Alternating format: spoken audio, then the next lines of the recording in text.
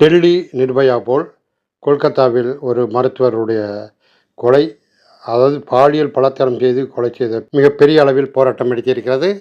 மக்கள் தன்னெழுச்சியாகவே அங்கு போராடி வருகிறார்கள். மம்தா பானர்ஜிக்கு இது மிகப்பெரிய தலைவலியாக இருக்கிறது. கொல்கத்தாவில் நடந்த பலாத்காரம் சம்பவம் மிகப்பெரிய பரபரப்பை இந்தியா முழுவதும் ஏற்படுத்தி வருகிறது. ஆனால் அதை மம்தா பானர்ஜி திரிணாமுல் காங்கிரஸ் கட்சி ஆட்சி கையாண்ட விதம் மிகப்பெரிய சரிவை தந்திருக்கிறது அக்கட்சிக்கு. டெல்லியில் நடந்த நிர்பயா சம்பவத்திற்கு இணையாக மிகப்பெரிய கொடூரம் கொல்கத்தாவில் நடந்திருக்கிறது.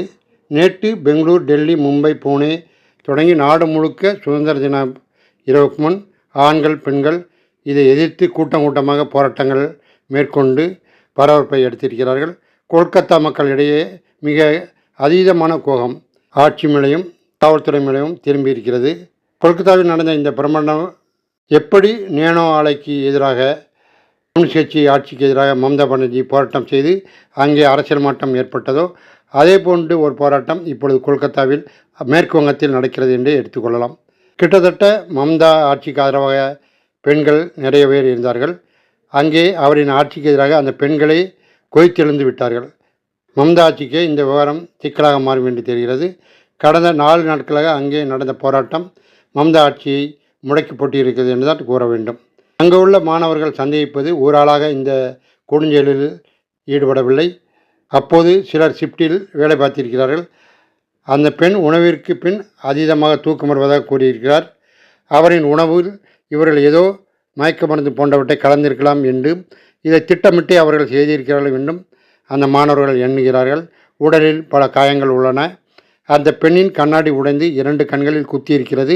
இதனால் கண்களில் இரத்தம் வடிந்திருக்கிறது. காதுகளில் அடிக்கப்பட்ட நிலையில் அங்கேயும் இரத்தம் உறைந்துள்ளது. உதடுகள் கிழிந்து இரத்தம் வெளியே வந்துள்ளது. அந்த பெண்ணின் 2 கால்களும் உடைந்திருக்கின்றன. 90 டிகிரிக்கு கால்களை செல்லும் அளவுக்கு உடைத்தீவு அந்த பெண்ணை கொடுமைப்படுத்தியிருக்கிறார்கள். இதெல்லாம் நடக்கும் பொழுது அந்த பெண் கத்திவிடக்கூடாது என்பதற்காக அந்த பெண்ணின் தொண்டையை உடைத்திருக்கிறார்கள். அதேபோல் கழுத்தில் உள்ள தைராய்டு சுரப்பி நாளங்கள் உடைக்கப்பட்டிருக்கிறது. கால்கள் உடைக்கப்பட்ட போது தலையில் பின்புறம் தாக்கியிருக்கிறார்கள். அதனால்தான் அந்த பெண் மரணமடைந்தார் என்று கூறியிருக்கிறார்கள். இந்த குற்றத்தில் ஈடுபட்டதாக கூறி தற்போது கைதாக இருக்கும் சஞ்சோய் ராய் 31 வயதானவர். இவர் அங்கே காவல்துறையிடம் தன்னார்வலராக செயல்பட்டு வருகிறார். இதனால் காவல்துறையின் தொடர்புகள் மூலம் போலீஸ் குழு ஒன்றிலும் குழு உறுப்பினராக இருக்கிறார். கிழிந்த ப்ளூடூத் இயர்போன் மற்றும் சில ஆதாரங்கள் மூலம் போலீசார் அவரை கண்டுபிடித்து கைது செய்திருக்கிறார்கள். மூத்த காவல்துறை அதிகாரிகள் மற்றும் மருத்துவமனை அதிகாரிகளுடன் தொடர்பு காரணமாக ராய் பல்வேறு மருத்துவமனை துறைகளுக்கு சென்று பல்வேறு பணிகளை செய்திருக்கிறார். இதுபோன்ற ஒரு வாய்ப்புக்காக தான் அவர் இத்தனை காலம் காத்திருந்ததாக கூறப்படுகிறது. ராயின் கடந்த கால நடத்தை மிகவும் கேவலமாக தான் இருந்திருக்கிறது. முந்தைய திருமண வாழ்க்கையில் மனைவியை கொடுமை செய்திருக்கிறார். ஆபாச காணொளிகளை பார்த்து ஒரு மனநிலை பாய்க்கப்பட்டவராக தான் இருந்திருக்கிறார். இந்த குழு வன்முறை தான் இந்த பெண் மருத்துவர் பாலியல் பலாத்காரம் செய்யப்பட்டு கொலை செய்யப்பட்டிருக்கிறார் என்றால், வன்முறையில் ஈடுபட்ட மற்றவர்கள் இதுவரையும் கைது செய்யவில்லை. அவர்களை ஏன் இன்னும் கைது செய்யாமல் இருக்கிறார்கள்? அதற்கென்ன ஆதாரங்கள் கிடைத்தும் எதற்காக காவல்துறை செயல்படாமல் இருக்கிறது என்றுதான் காவல்துறையுடன் அரசும் பதில் அளிக்கவில்லை. மேற்கு வங்கத்தில் உள்ள கொல்கத்தா மருத்துவமனையில் பெண் பயிற்சி டாக்டருக்கு ஏற்பட்ட அநீதியால் நாடே கொந்தளித்து கொண்டிருக்கிறது. இளம் டாக்டர் ஒருவர் பாலியல் பலாத்காரம் செய்யப்பட்டு வெறித்தனமாக கொலை செய்யப்பட்டிருக்கிறார். நாடு முழுவதும் உள்ள மருத்துவர்கள் இந்த விவகாரத்தில் போராட்டம் நடத்தி வருகின்றனர். தற்போது இந்த வழக்கை சிபிஐ விசாரித்து வருகிறது. முதல்வர் மம்தா பானர்ஜியின் ஆதரவாளர்கள் சம்பவம் நடந்த மருத்துவமனையை தாக்கி சிபிஐக்கு தேவையான ஆதாரங்கள் அனைத்தையும் வேண்டுமென்றே அளித்துவிட்டதாக கூறப்படுகிறது. இதில் மம்தா பானர்ஜி தங்கள் கூட்டணியில் இருப்பதால் இந்தியா தலைவர்கள் முதலில் அமைதி காத்தார்கள்.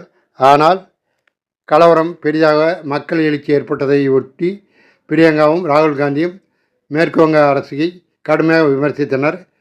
பிற இந்தியா கூட்டணி கட்சிகளும் விமர்சித்தன. இதனால் மம்தா இந்த கலவரத்தை ஒடுக்குவதற்கு முயற்சி செய்யாமல் தன்னை விமர்சிப்பவர்கள் மேல் கடுமையான நடவடிக்கை எடுத்து வருகிறார். எனவே பிரதமர் போட்டியில் ராகுலுக்கும் இவருக்கும் கடுமையான போட்டி இருக்கிறது.